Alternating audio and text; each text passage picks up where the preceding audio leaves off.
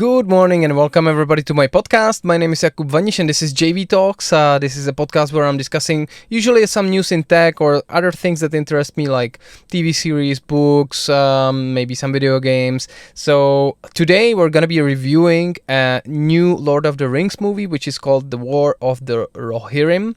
And it's an animated movie. So let's buckle up and let's get right into it. So in the first part of this review, I'm just going to be talking about it in general, and then I'm going to probably spoil, a couple things later on. So if you are, not really into spoilers, or if you haven't seen it and you are about to see it soon, then I would recommend to come back, when you see this. Otherwise, you're just fine, I think. So The War of the Rohirrim is basically a first new Lord of the Rings movie that we got, a cinematic experience after like 20 years. Well, if you don't count Hobbit, because Hobbit basically came out, 10 years, 15 years ago, something like that. But 20 years it's been since we have visited Middle-earth in the Lord of the Rings saga, the trilogy. And now basically this is a prequel that starts about 200 years before the actual Hobbit installation. So this is really a prequel. It is in Rohan.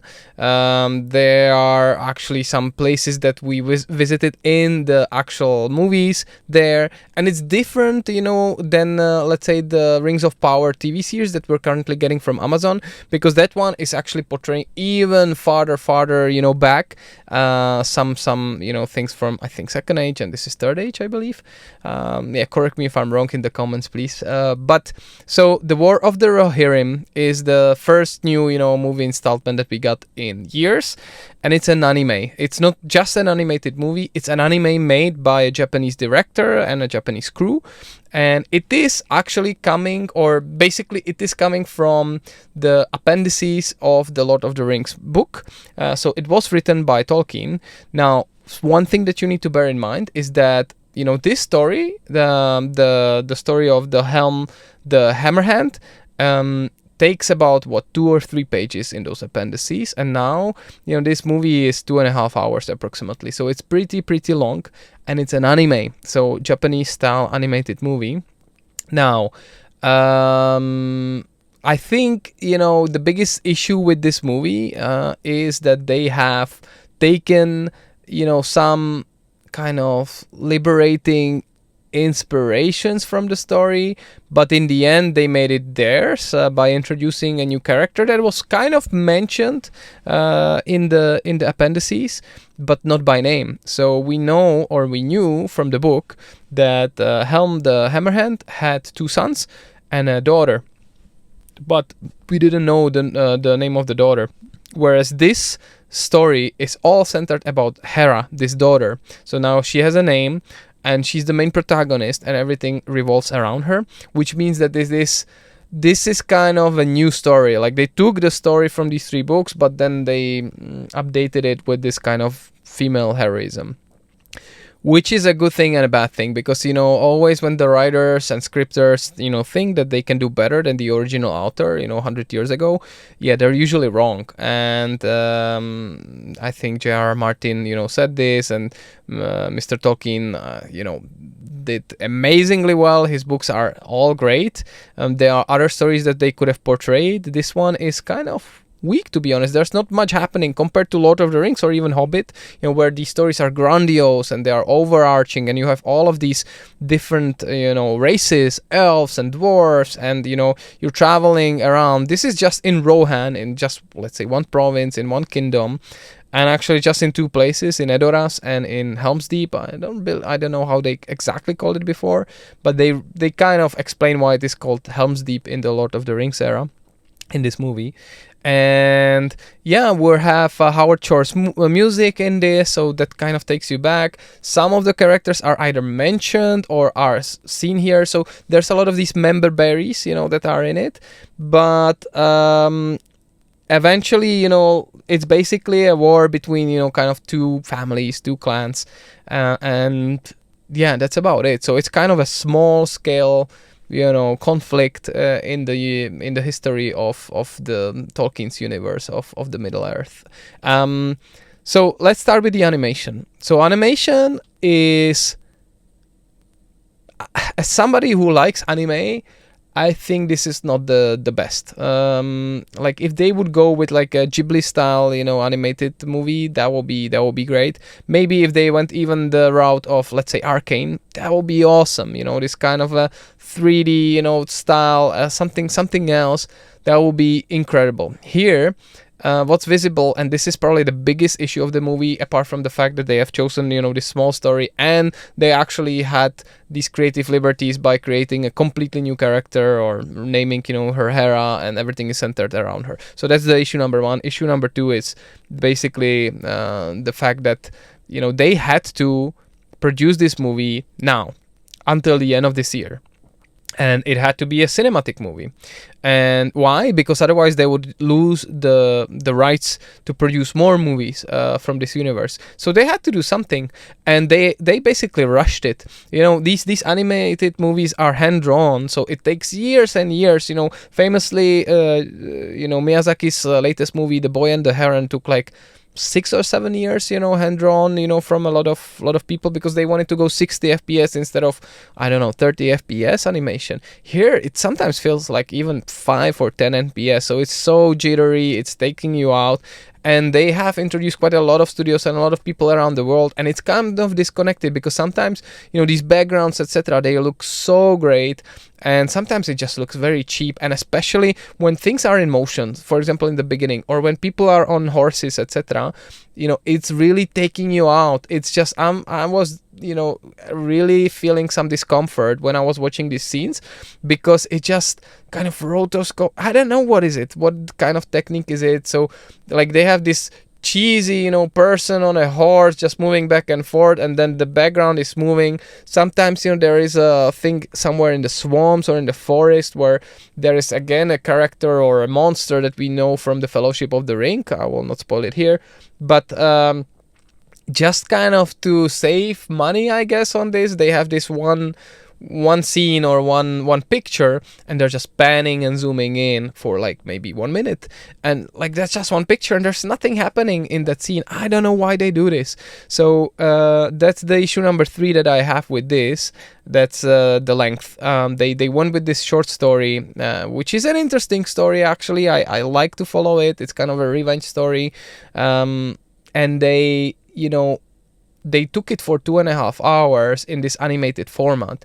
So like honestly, I think it would do much better as like 1 hour short, or maybe 1 hour 30 minutes, 90 minutes. It's like the maximum for this story, and better animation style, because I like and I love some animes, but this one was rushed. It felt rushed simply because I'm pretty sure they just didn't have time to cook it properly. So they did it, and now you can see that the audiences are actually not into it. It's a niche of a niche, right? So like you have people that like Lord of the Rings.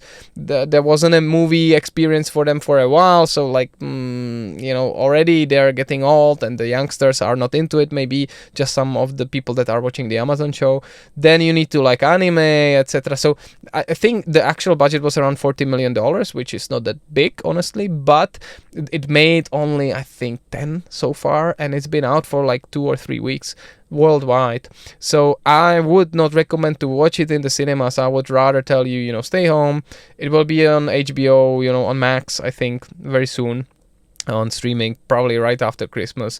And if you're into this kind of experience, then watching at home, I think you will not regret. Sometimes you will get bored in these 2.5 hours. That's it, but still worth it. Probably even better than the Rings of Power, to be honest. But so these are the things that I don't like about it. What I like about it, though, so let's list those things, are the battles. I like Helm and his 2 sons. I like, the Howard Shore score. I like us being able to revisit these familiar places from the Lord of the Rings trilogy. So the Edoras and Helm's Deep, you can recognize those places because they look totally the same. The animation actually is very, very nice in those.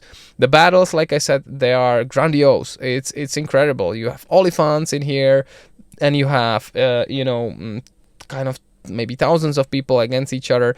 And honestly, this would be better if it is probably like a like an original material instead of Lord of the Rings, because this totally feels like one of my favorite, video game series, which is called Fire Emblem.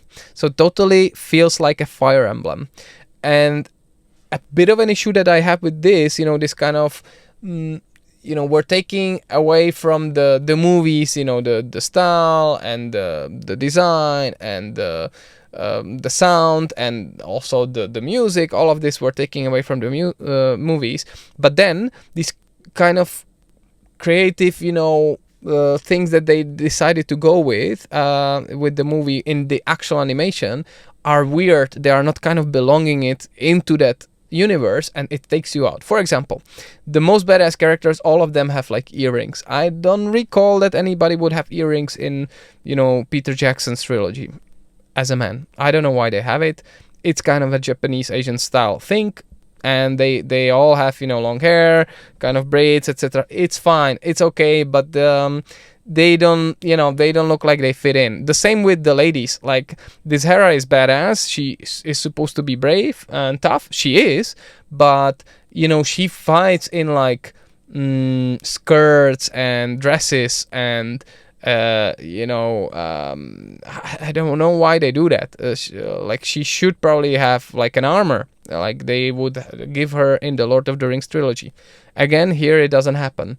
The other thing that takes you out is, because this is kind of a Japanese anime, sometimes people have kind of superhero strength. So Helm, for example, famously, kills there a troll, in one hit, and that doesn't seem right. Hera is way more powerful than most of the men, and so she jumps over them in like 4 or 5 meters. If she was an elf, maybe, but she's not an elf. She's just a human being. So like, these things are taking you out of this, but overall it's a satisfying experience. It's just a pity that they have kind of butchered this. I think they should have stayed with this for longer. I understand that they had to get it out so they can keep the rights, but if they would have another 2 years, they would go into the editing room and leave quite a lot of stuff on the cutting floor. The animation could have been better, it could have been better paced, etc. And in the end, we would have a great movie that would probably be a streaming experience rather than a cinematic experience for the fans, for the biggest fans. So what I would give this movie is probably something between 5 or 6 out of 10, which is not that much compared to the actual movies from the trilogy, which are, all 10s or maybe 9, some of them. But even compared to Hobbit, which was quite a disaster in a few places, because again, they took one book and made it into 3 super long movies. This is always the case with this, right? The same case here. Taking 2 or 3 pages, making it a 2.5 long movie doesn't work. You're taking these creative liberties to actually butcher the original material, and this is what we see here as well, unfortunately. Even though it feels good to be back in this universe, honestly feels better than in actual, Rings of Power. But still, it's a pity, and I feel disappointed. I went with my friend. We were basically alone in the whole cinema. There was nobody else in the theater, and yeah, at the end of this, he just looked at me and he said, yeah, well, yeah, this was actually quite bad. And that's a pity, because he's a big fan and I am also a big fan. So you don't want to, you just don't want to disappoint your fans like this, I guess. It's a problem, but I guess they had to do it so they can, pull more movies like this, and they will push more of them now. This Hunt for Gollum is being produced already. And I'm still looking forward, but I don't know, man. They're trying to squeeze out of these appendices, as much as possible, and this might be the same thing. Though people, at helm there are actually quite good. So Andy Serkis will be, of course, playing Gollum, but he will also be the director of the whole thing. So that's great. He was a secondary director in the trilogy and in Hobbit, so he can do that. And then we have Gandalf and Aragorn coming back, so with the original actors as well. So that's incredible, and I'm looking forward to see them. But again, it's been 20 years, man. They are old. They've been old actually originally in those movies in 2020. what was it, 2000, right? And now, yeah, now they're extremely old. I don't know what they're gonna do. I hope it's not gonna be just, yeah, make them younger via CG. That usually doesn't work. So yeah, I think that's it. It's a bit of a rant. Like I said, between 5 or 6 out of 10. There are a lot of things that I really liked about this movie. Like I said, the battles, the music, the scenery, some of the animation, incredible. Helm, I think, should have been the main character instead of Hera, and they should have fleshed him out a little bit better, because there are moments where you really feel like, oh my god, this is such a king, he's so badass. He can kill people with one punch because he's so strong. He kills a troll with one punch, which just doesn't make sense. However, then they are just making him stupid. He's making stupid decisions, and now we're in the spoiler territory. So he in the end, what is this about, basically, right? So the story is about, there are two families in Rohan. One family, comes to the king, to Helm, in Edoras, and tells him, I want my son to marry your daughter, so he can become the king. Well, yeah, he said, no way, you're not gonna do this. I am not in favor. And he started to disrespect him. Helm said, no, you're not gonna disrespect me here. And they went outside of the main hall, and they had a fair fight. Helm got a few punches, from this other guy, Freyka or something like that was his name. And then with one punch, he just kills him. And his son is there. His son is named Wolf, and he promises to revenge him. And this was probably the first stupid moment of Helm. He should have just killed him there, man. Like, he was disrespecting him there as a king, and this was a fair fight. He didn't mean to kill him, it was an accident. But yeah, so he let him go. And then, after many years, Wolf, basically takes an army of, let's say, kind of villagers and people that are living in the forests and in the mountains, etc., to go against the king. And he also hires mercenaries, from the south, these people with the elephants, etc. And so they go and attack. They want to ambush. And at one moment, they even abduct Hera. And then her cousin, so Helm's nephew, saves her with a shield maiden, which is basically like her main servant, and the main protector of Hera. And they bring them back to the king, and king's, reaction is, my nephew, you disappointed me, you should have protected her. Well, he brought her there, but this was not enough, so he kind of abolishes him from the kingdom. But the nephew, is still like, I will be there when you call. You will always be my king, and this is always my kingdom. So that was so stupid again from Helm.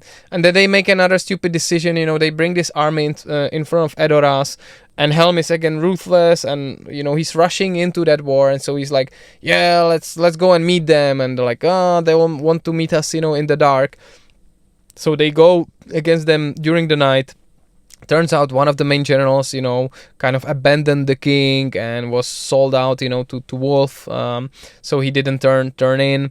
And in the end, there was a big fight, but they took another side, and from the other side, they basically sieged Edoras.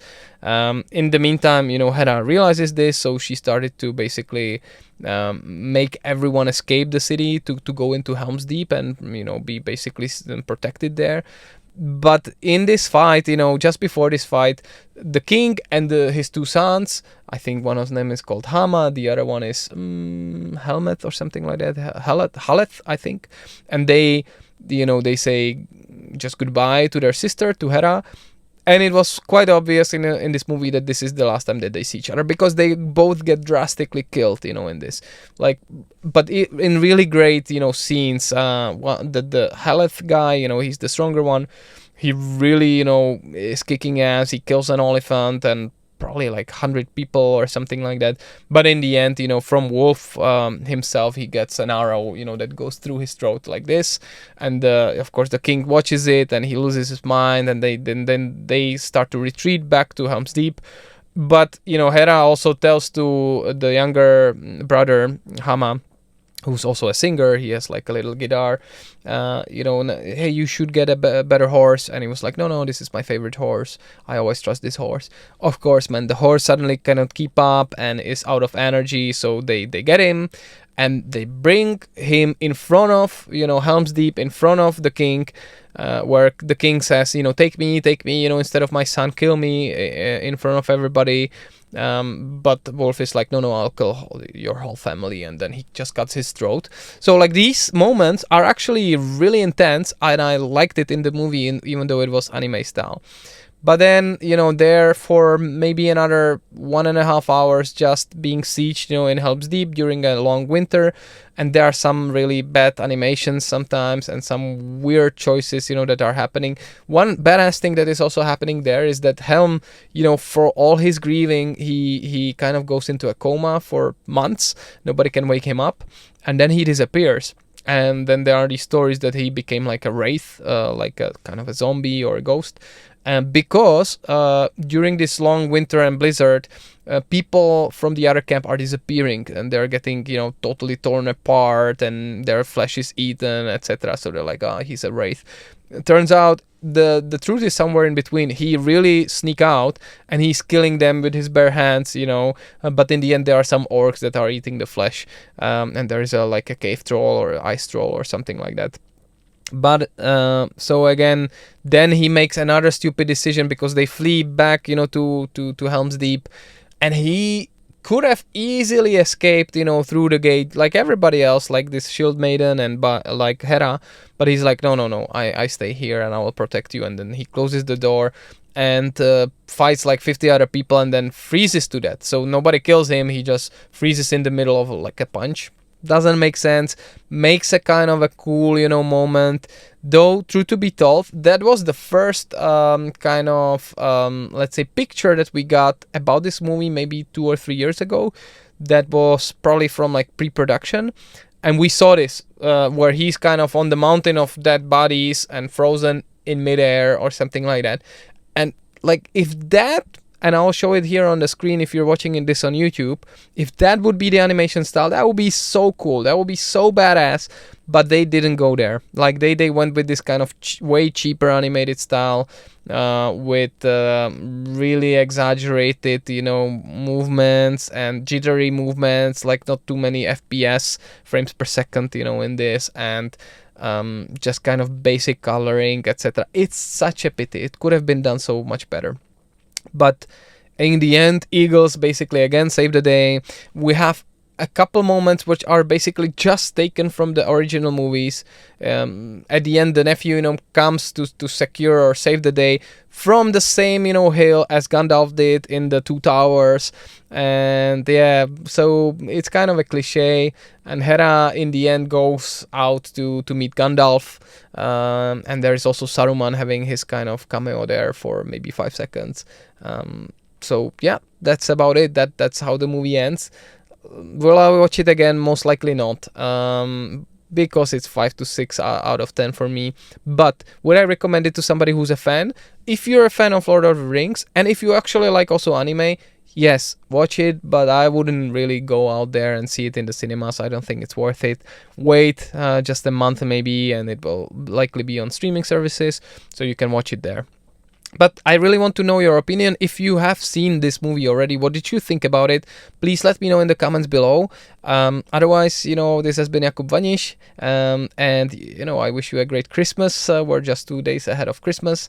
And yeah, if you like this type of content, please, hit a like or subscribe button. That usually helps with the algorithm a little bit. So wishing you a great rest of the year and see you later. So take care, everybody, and bye-bye. Cheers.